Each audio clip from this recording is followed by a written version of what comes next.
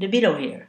Today I will be bringing you number 10 of my top 10 anime of 2014, and the series name is Log Horizon. The series is animated by the studio Satellite and is adapted from a light novel series.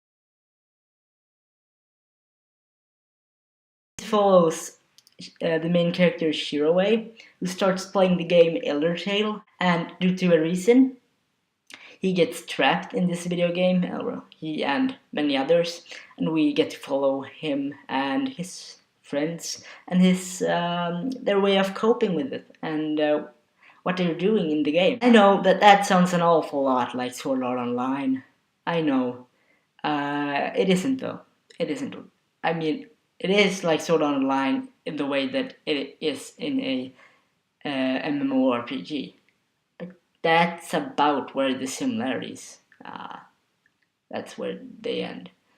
Anyway, I really enjoyed this series, like a lot, because when I watched the trailer for this and I read about it, and I thought that this was just gonna be a Sword Art Online ripoff. That was what I say. That was what I expected, and it was not what I got. Not at all.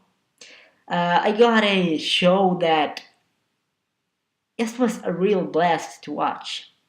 It had that, that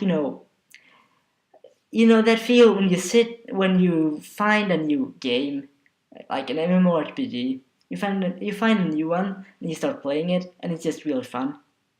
That's this show, because this show, it feels like an MMORPG.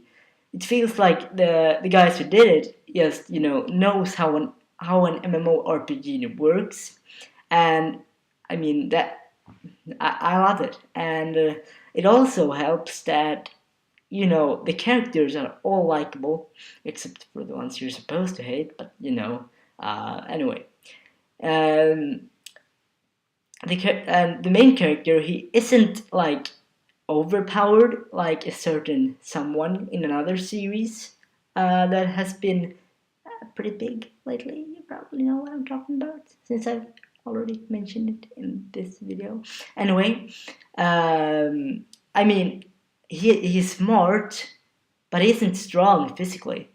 He's good at like strategy and stuff like that, and I find that I find characters like that very good. Well, entertaining to watch, because they don't just beat the crap out of everybody, and that's something that I enjoy, because because with all the anime where the character does just that, beat the shit out of everybody, it's nice to have somebody who doesn't beat the shit out of everybody. The animation is, it's pretty good. Well, it could have been better, but it could have been much worse as well. So I'm not going to complain about that.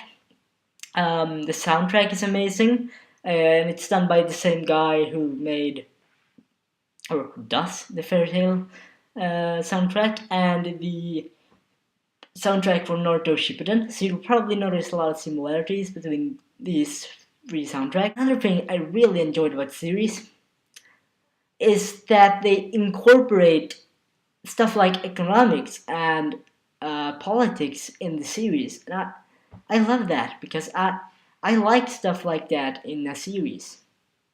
And now that I don't get my Spice and Wolf season 3, like ever, it seems. Everywhere where they put in economics stuff is just like enough to make me remember that show. So more of that, please. Or well, what would be even better? A Spice and Wolf season 3. But enough about Spice and Wolf. It's a great series. It's just plain enjoyable more than anything, and I definitely recommend you watching it. The series is available on Crunchyroll.com, and it is also available on another streaming website, which I recently had the pleasure to find, which is called Viewster.com, and they have recently started streaming anime there. And they stream a lot of different anime, like Fate Stay Night, which before did not have any release in Sweden, for instance, where I live. So yeah, go check that website out. Like this video, be sure to leave a like, and if you want to see more of my videos, which I will be uploading weekly at least, be sure to subscribe to my channel. I will be putting my Twitter and my Facebook accounts in the thing below.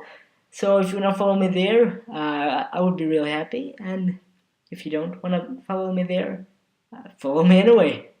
Anyway, have a great day and see you next time.